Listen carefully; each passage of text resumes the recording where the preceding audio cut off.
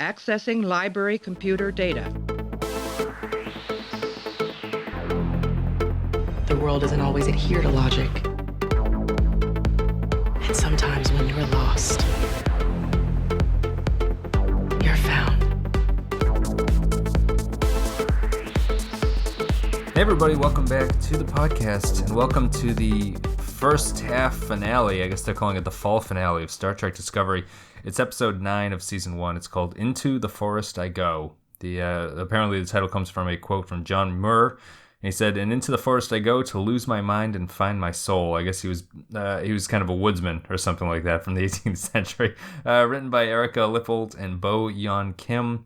Directed by Chris Barn. Aired November 12th, 2017. This one, bypassing Starfleet's orders, Lorca uses the USS Discovery's crew's ultimate asset, the ship itself, in an effort to end the war with the Klingons once and for all. It's not a series finale, it's just a sort of mid-season break finale.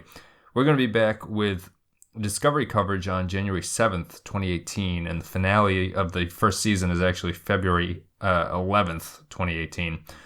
But let's get into the Forest I Go. We're joined by Clay. Clay, how are you?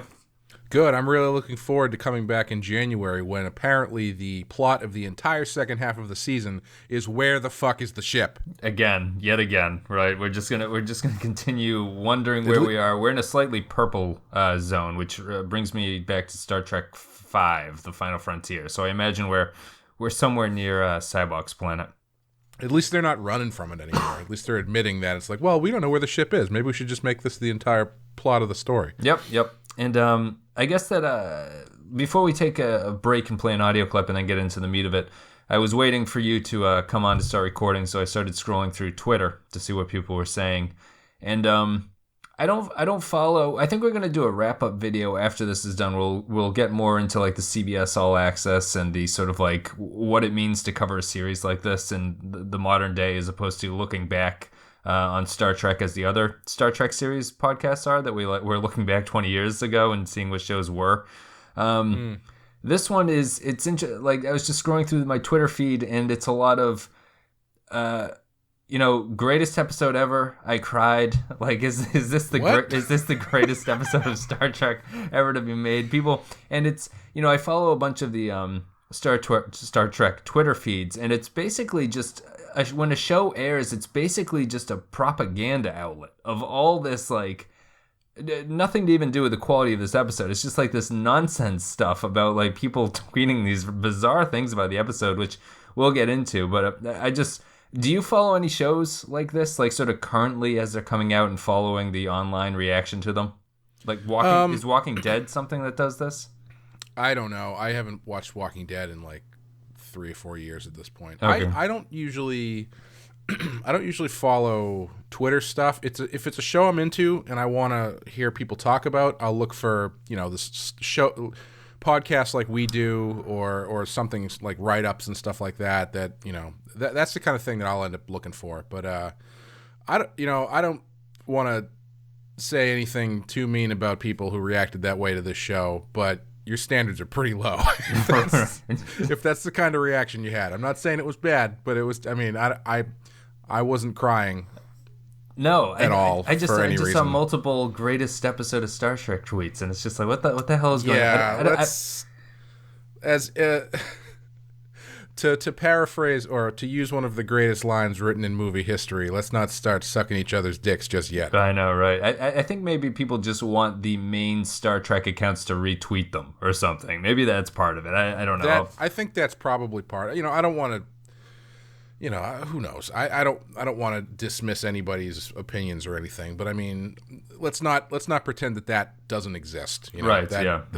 Because that's the internet is basically turned into a meme machine, if that makes sense. Yeah, well, I think that we'll get more into that, because I don't just have something to say about people tweeting nonsense, which is fine. But I think that the way that the show exists is totally unique for this series, obviously, and so I think that we'll do a wrap-up sort of podcast after this one where we discuss where we stand with the show and CBS All Access and everything like that. But let's get into the Forest I Go. So I'm going to play an audio clip. Me and Clay are going to come back and we're going to break down Into the Forest I Go. You want me to make 133 jumps? Micro jumps.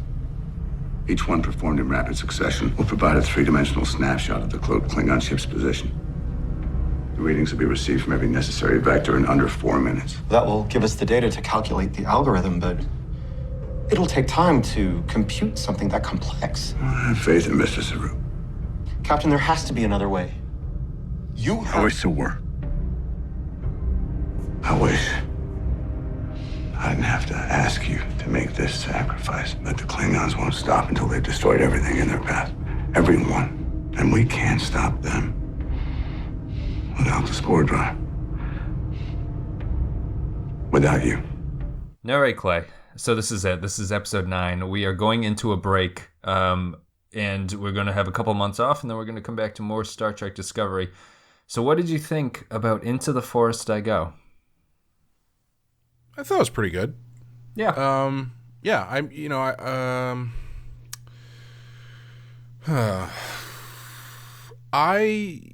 I think at this point, one of the biggest issues for me that really kind of crystallized with this episode is the show just moves way too fast. Like, that felt like a season finale. And the stories that they're paying off in this episode feel like they should be season-long stories. And to wrap, I mean, they basically wrapped up one of the core character issues for the show in having Burnham basically redeem herself for the death of George Au, more or less. And they did that in episode 9. Yeah. I don't know. I thought it was talking just about the episode, I thought it was pretty good. It was really engaging. Once again, like they did at the end of the second episode, the last 5 minutes or so really got me into watching what they're going to do next. And I feel like that's another thing we can talk about as a result of modern TV, because that seems to be a symptom of television these days, where a lot of these shows, their last 5 minutes are just killer, and then the next 40 minutes for the next episode is just killing time until the next hook. Right. Yeah. Yeah, I thought it was pretty good. I thought the one big standout weird thing for me was, after all they put into Stamets, like risking his life to do X, Y, and Z, after the battle was over, nobody even checked on him. No. Like they just kind of, you don't see him again until the end, and he's totally fine. Like there's no moment where you think maybe he's not gonna make it or something. I don't know. Maybe that's not important. But I feel like once that's over, the first thing you do is find out if Stamets is okay. Yeah. Lorca gave him the medal. He signed up. He volunteered his name for the medal of the Medal of Honor or Peace, whatever code, whatever thing he gave him. Yeah. I did like, on a personal note, I did like that they maintained my favorite detail from all of Star Trek, which I think is from TNG, which is on video conference calls, they don't look at the camera. Sure. But yeah, I thought the battle was good. I thought beaming onto the ship to place those transmitters was, I don't know about that. It's fine, I guess. It's kind of silly. Also, if Burnham should know at this point, if the entire fate of the war hangs in the balance, you complete your mission first, then you go get the person who's the POW. Right, yeah. Don't go to get the POW first and then have one of your guys get PTSD shock syndrome. Complete your mission first, because otherwise not even you might make it back, let alone anybody else. So. Yeah, it's only logical, I think, that she should wait until afterwards to go get the POW. Although, yeah, this ties into another thing that maybe it ties into my propaganda claim earlier. I tweeted you that article that I guess was a Trek site that's like, oh, the Admiral's dead. So I tweeted you and I said, yeah. I guess this is evidence that the Admiral is dead. And I don't like, I feel like this is all sort of outside of this episode, but it all feels like it's this like giant propaganda machine to sort of make me not sure of what's going on in the show on some level. And that was, I was just really annoyed by that thing that they did there, where it's clearly she's not dead. She comes back. I guess that was the point of being so vague about it in the past episode. But I guess my take on this episode is that this episode was a fine action set piece finale climax episode. Yeah. And I thought that it's probably the best made out of all the episodes that they've done. I think I probably have the least problems with this episode on its own terms out of anything. Mm-hmm. And I thought it did a good job, kept me entertained. I tweeted that I wasn't sure that this episode fixed all my problems with the show, but at least I enjoyed watching this one on some level. Mm-hmm. And the thing that it felt to me was that it's an episode that, it's weird to me that all the stuff we've been talking about previous episodes leading up to this one, we've been sort of guessing at, is this the story? Is this the story that's going on here? Yeah, like, are they telling us these stories? This episode was weird to me in that we got to it and it basically hammered out all the things that we thought were going on were actually the story that's going on, except it feels so out of place to have it doesn't fix the problems of the previous episodes to me, where I'm still left wondering, why did it take so long for them to get their footing here? And while I enjoy this episode for showing me the lights and saying that this is the storyline that's going on with all of these characters, it still felt like it took a long time. And it's very weird that all of a sudden this episode just hammers everything home for you right before the break. Yeah. Well, yeah, I mean, I think that's another symptom of things moving too fast. Although, I guess, to a certain extent, you could argue that they should have kind of ironed that stuff out earlier in the season. But it did feel like it was every plot thread that they had going through the first 9 episodes basically got wrapped up here. I even feel like some of them are just exposed. Like we're right about parallel universes, right? That's 100% nailed down in this episode. That something's happening with parallel universes. The spore drive is like, the thing to me is that, we've been shown that the spore drive is clearly not good for Stamets here. But I felt that this episode was odd in that it immediately lays out why the spore drive is not good for Stamets and not good for people. But it also did the only thing that none of the episodes have done previously. They've shown how the spore drive is actually useful in a war situation. Yes, yeah. So, like, the jumping doesn't have to be these drastic go a million miles and then jump back. You can actually use it to just sort of dodge all the enemy shots, in a sense. Like, you can just warp all around it and keep firing at things. And I think it just ties into what you're saying. Everything is so rushed that by the time you get to these points where you catch your breath, it feels, the pacing of getting to this point just feels off to me in some way. Yeah. I would agree with that. I mean, and outside of that, I thought it was, we've one other thing. I think I've mentioned it before. One of the other podcasts I listen to has he does a lot of Star Trek podcasts. He has a son who's young. He's probably like 6 or 7. And he was just saying that after the pilot episode, he was disappointed that he wasn't able to watch Star Trek with his son anymore because it's not appropriate for little kids. This is the darkest episode that they've done by far. There's torture sequences in it, basically. Well, if you want your kid to learn about Klingon titties, this is the episode for you. A very Species callback, right? That's Natasha Henstridge Species thing. But yeah, it's by far the most disturbing out of all. If he's not being tortured, they're really just sort of confusing torture with his character change from Vok to Tyler.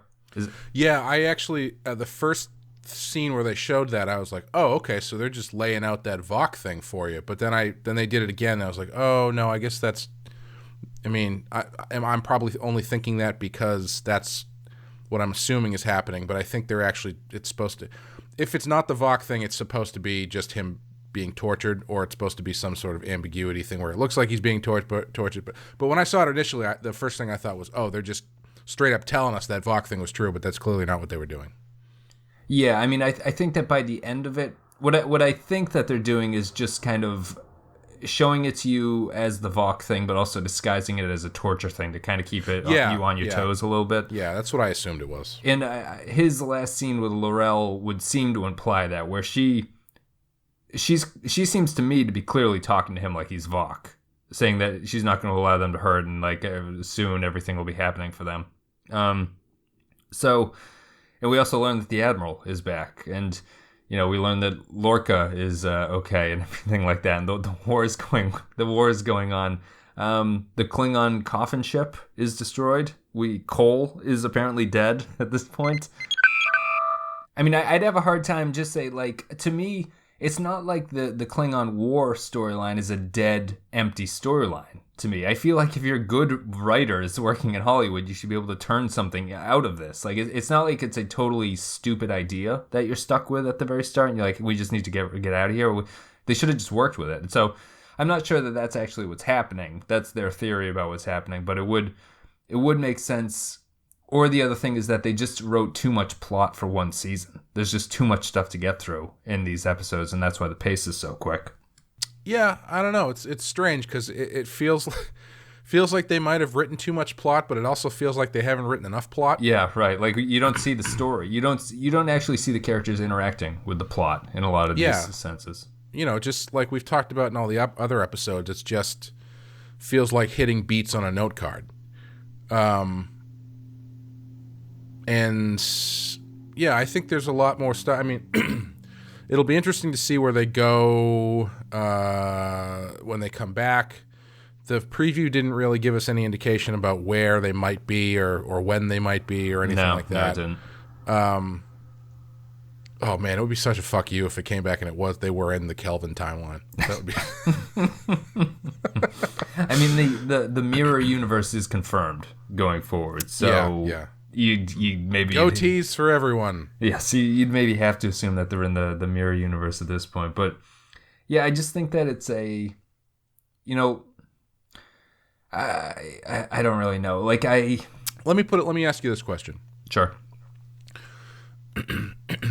Are there any plot lines that got wrapped up or dealt with in this episode that you really want to spend time talking about? No, but that seems to be a problem. Yeah, that kind of, I guess it's it's kind of a meta state of the podcast covering this show. I find talking about the show difficult for a lot of different ways because I don't think that it's not particularly interesting on any level. It's more interesting for like, why are they making these choices at this point? Yeah. Like, and my thing is that, people were saying on Twitter that, emotional response to this episode. I don't feel anything for any of these characters. The reason that the episode held my attention was because the action was frantic and it just kept going. Like the action was well paced and was well shot and well done for an action episode. I don't care about the outcome of any of these characters. If Stamets had died, I would have been like, fine, whatever. Like let's just keep moving forward here.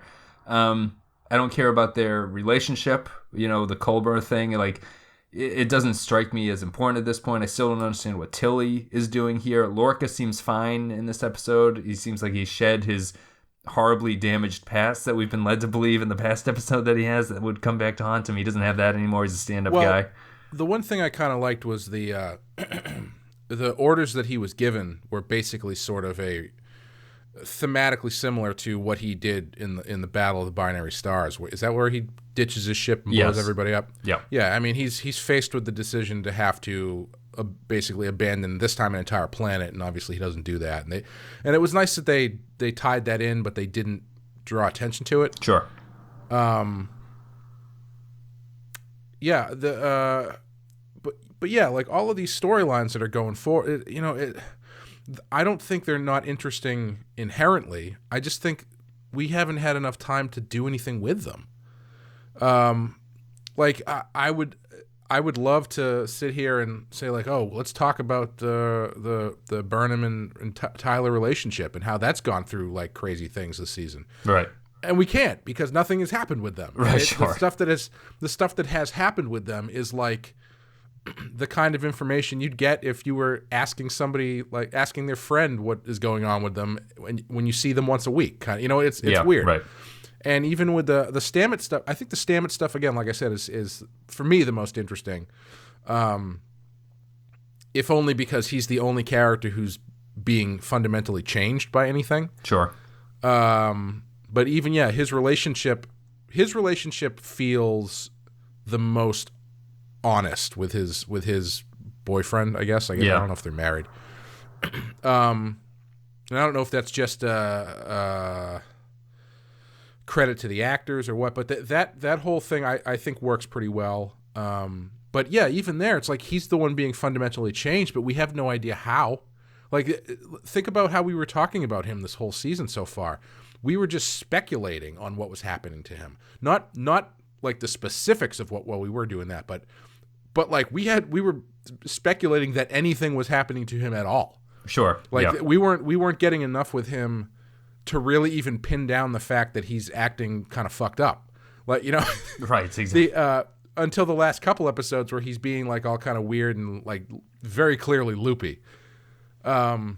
Yeah, I mean, he was kind went of tough through, to pin anything down. He went through so many.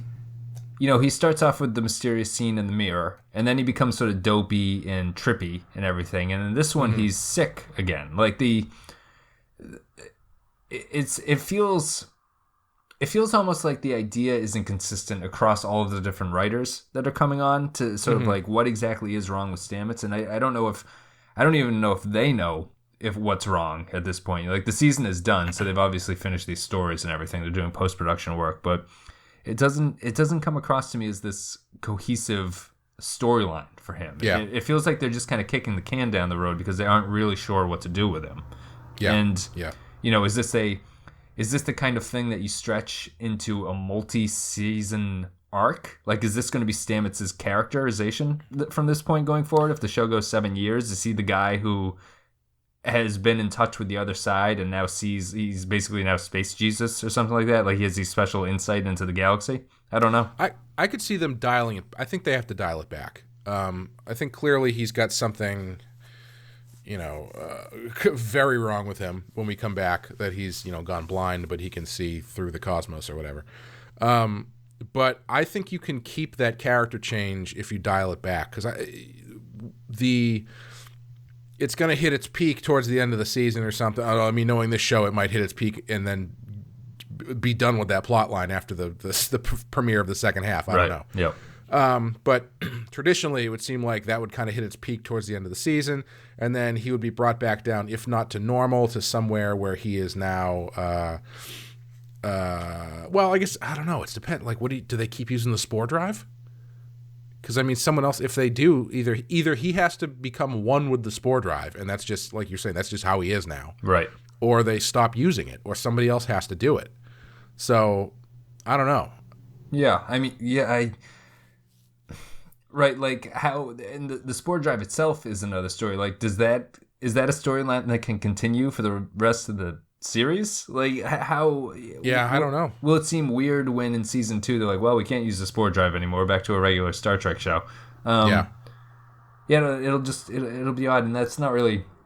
That's all kind of speculation going forward. It's just that I don't really have a lot to say about this episode in particular, other than the fact that it moved all the pieces forward slightly. We've got L'Rell is now on Discovery, which is interesting.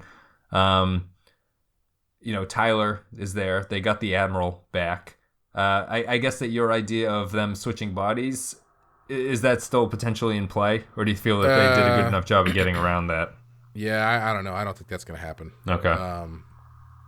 Yeah, I doubt it.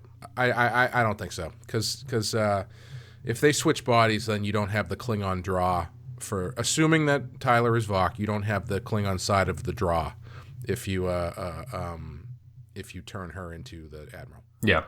And just for people, your idea was that you thought that L'Rell was going to inhabit the body of the dead Admiral, and that was her way to get back on Discovery, but it seems that's not the case at this point. Up until they discovered her, I thought that's how they were going to go too, because of the way that they played. Well, yeah, the way that they played it at the end of the last episode, not being able to tell if she was alive or dead or anything like that. I was assuming once they said, "Oh, we're picking up a human signature," it turns out it's the Admiral. She's alive. I was like, "Oh, yeah, definitely change bodies." But then, even when they showed L'Rell in there, I thought for a second it was going to be like a Freaky Friday situation. Yeah, she was going to say, "Don't shoot me" or something like that. Yeah. But yeah, they didn't end up doing that. So, which is honestly, they're probably better for not doing that. Yeah. I'm not. That was my theory. I don't think that's what they should have done. Let's put it that way. Sure. Yeah. That's what you thought the show was going to do potentially, and you're glad that they did. Yeah. Yeah. I mean, I'm still assuming the Tyler Vaughn thing is the way it's going. I'm still really interested how they're going to explain that. Yeah, I'm still... The show hasn't dissuaded me of that. I think the episode actually implies that that's what's happening, because there's a couple shifts of... I think you see Vaugh's face in a couple of his flashbacks. I thought so, too. I wasn't totally sure. Yeah, they're kind of hard to tell from each other, but I thought that's what you were seeing. Do you know how many episodes are left? It's only... If it's done in February, it's only going to be like 4, right? I think it's 6. Six. I think there's 15 total. All right. Because my...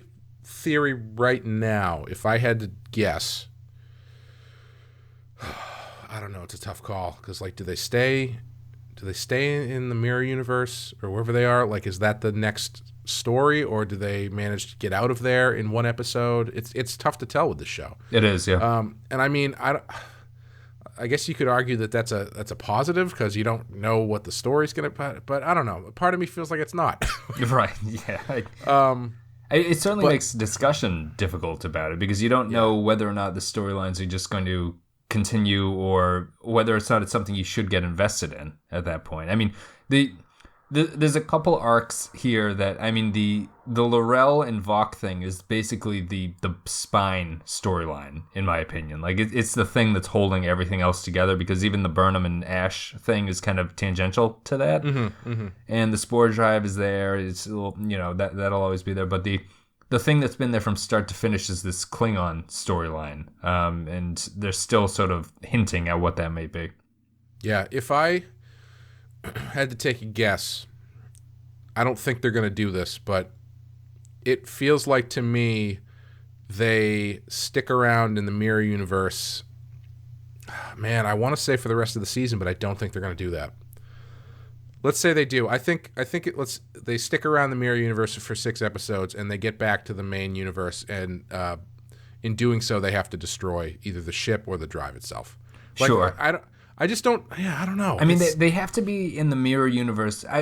This is totally a guess. So let's assume that the mirror universe, seeing the mirror universe, is what causes them to abandon this technology, right? They're like, we can never go back to this universe. Yeah. It is too terrible. So I don't think even this show can attempt to do that in one episode. Like, I think that they need to spend some time in this universe and really get to know the people over there, and sort of realize what a horror show it's supposed to be, and something like that. Yeah, it's tough, man, because like the show that kills me with this stuff is The Flash, because every season of The Flash ends with the Flash having to sacrifice himself and seemingly being ripped into some other alternate dimension, or like the first 3 seasons of The Flash all involved him going back and saving his mother from dying, and then stopping himself from saving his mother from dying, and then going back and letting his mother die. It was just over and over in the same thing. And every time they do this, there's some like massive status quo change, where like the Flash is dead now, or he's in a different universe, and X, Y, and Z, and he's always back by the end of the first episode of the next season. And It's really frustrating, because you're having this big status quo change, and then you come back, and it's just basically the same thing.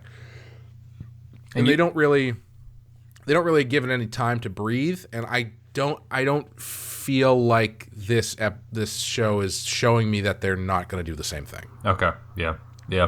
But hey, I hope they do. I mean, it'll be. I don't know. I start thinking like, so this mirror universe, is this going to be like the mirror universe, or is this going to be like Ghost of Christmas Future, or you know what I mean, where it's like the what could have been universe, where Georgiou, is that her name? Georgiou? Yeah, Philippa Georgiou, I think. Yeah, Georgiou is still alive, and there was never a Klingon war, and all of this stuff. Like, is it going to be one of those things, or is it going to be legit mirror universe where there's evil versions of X, Y, and Z? And I don't know. Yeah. I mean, well, when they beam into the thing, when they go into the mirror universe, we'll call it, at the very end there. Yeah. What's frustrating about the show is that it's a cliffhanger ending, and Lorca gives some line like, are those the remains of a Klingon ship around Yes. us? And you never get a definitive answer. Is it a Klingon ship that's destroyed around them? Because that implies what has gone on. That would imply that it is a similar universe to theirs, where the same kind of thing is happening. Yeah. I mean, you never know. It could be the mirror universe version where it's just like everybody's fly is on the wrong side of their pants. Or Right. something. Yeah. No, excuse me. We're both battling colds here, I think. Yeah, I don't know. I think that we'll play an audio clip because I think we should wrap this one up, and then I do want to say, sorry, the one last thing I would like to say is I feel like this show did a real disservice to Jason Isaacs by cutting away when he was delivering his fire line. Because they had a nice, towards the, right before they start shooting on the ship, he walks towards the camera, puts his little digital eye drops in, and getting ready to deliver the fire. You know, and you know, you go through in your head of the clip show of everybody who got to say that and look awesome doing it. Then they cut to his shoes, and then they cut back up to him, and he's like, "Fire!" It's like, damn it! They just, you know, they didn't let the dramatic moment play out. They had to cut for some reason. Sure. I don't know. Was he wearing sneakers? That was something I hadn't noticed before. Apparently, some of them were wearing sneakers in some of these shots. I think he was wearing sneakers. Yes. We're going to play an audio clip. Then me and Clay are going to come back. We're going to give our final thoughts about this half of the season of the first season of Discovery.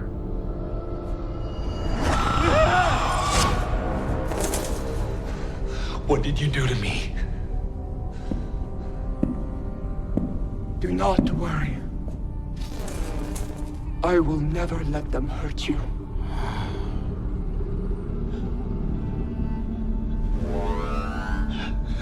Command stations. Command stations. Soon. Yeah, it's a difficult show to talk about, I think, Clay. It's a, I don't know. I guess we'll have more of this stuff in the wrap-up podcast about how we thought it all went and everything. But, you know, this episode accomplished to me whatever the Stamets in the Mirror episode is, in that it was a good enough episode where it made me not give up on the show completely, even if it's just to tune in next week or, you know, in a couple months to see where they are and what's gone on and see like where we are going from here. I don't know. What would you think? Is it the same kind of situation, or you thought it was a better episode than the other ones? But is there anything else really going for you at this point? Well, I've noticed. I think I can tell which ones are the better episodes because I kind of want to sit down and watch them again, if only because I feel like they do move so fast that I always wonder if I'm missing something. And this one made me wish that I could maybe go back and watch it again. But for the rest of the season, more or less, I haven't really felt that, except for maybe the time jump one. I can't remember. There was one or two other ones where I kind of wanted. I think the pilot, the first two episodes, I kind of wanted to go back and check out again. Yeah. And maybe the time jump one and this one. But yeah, I don't know in this case if that's a result of it being good, or if it being good enough and moving so fast. Right. You get kind of distracted by it or something. I mean, I would agree that those are the three strongest episodes to me. The pilot section, the magic to make the sanest man go mad, I think was that one, and then this one. Yeah, I would agree. Yeah, I think overall, you know, a friend of ours kind of put me on the spot. I don't think I mentioned this before. Kind of put me on the spot because he was thinking about watching it with his kids, and he asked me if I could recommend it, not just for his kids, which I said probably not, unfortunately, but just in general. And honestly, I said no. Yeah, like it's not. I don't know. It's just. Especially for someone who is not a Star Trek fan, I don't know. I hate to say this, but there's so many other good shows on. This is not one that I would go out of my way to recommend so far. Yeah. That being said, neither is TNG for the first season. You know, there's definitely, I don't know if this show's going to get as much of a learning curve as those shows got back then when it was, as long as it came in on time, they put it on TV regardless of what it was. Yep. But I hope it does. I hope they, I don't hate it, but it's not must-see TV for me. No. Outside of this podcast anyway. Yeah, I mean, if we weren't doing the show, I don't know if I would keep watching it. Yeah, I mean, if the patrons weren't paying for my CBS All Access subscription, I think I would drop the subscription for the second half. Yeah. I probably wouldn't pay for it. And so I know it sounds like I'm being really negative, but don't get me wrong. I want to love this show. Yeah. I wouldn't be doing a Star Trek podcast if I didn't love the concept of Star Trek. So I really want to like this show. And I feel like for me personally, they're making it kind of hard to do that. And if it's hitting all the right buttons for other people, that's great. I'm glad that they're enjoying it. But for me personally, it's not really doing it for me. Yeah. I'd feel the same. We'll have a wrap up thing where maybe after the thinking about this episode settles in, we can just sort of give our general thoughts on the season as it is, and we'll go from there. But yeah, I think we'll wrap it up for this one. Guys, thank you very much for listening. If you want to go to all the social media, it's all the links below, and you can go to patreon.com/the Pensky File if you want to support the show. Otherwise, we're continuing on with DS9 coverage. We'll give Discovery a little bit of a break. We'll move forward with more old Star Trek. Let's see how that goes. Clay, you haven't seen an old Star Trek since Discovery started, have you? Like, you haven't watched one of the DS9s, I don't think. I haven't, no. It's been a while. It is interesting to watch the old ones it's just so odd. It's totally the opposite of what this show is in a lot of ways. It becomes more apparent when you watch it. It's just the old DS9 episodes are characters having a scene together for like 2 minutes sometimes. It's like 2 minutes of just two characters talking to each other, and it's really, really kind of odd. But guys, anyway, thank you very much for listening to the show. Clay, thanks for coming on. Oh, thanks for having me. And yeah, we'll be back in a couple of months with Discovery Starts Up Again. I forget what that episode's called, but they do have a title for it. But we'll see. In the meantime, we'll have a wrap-up video, and DS9 will be continuing on and everything like that. So, see you next time.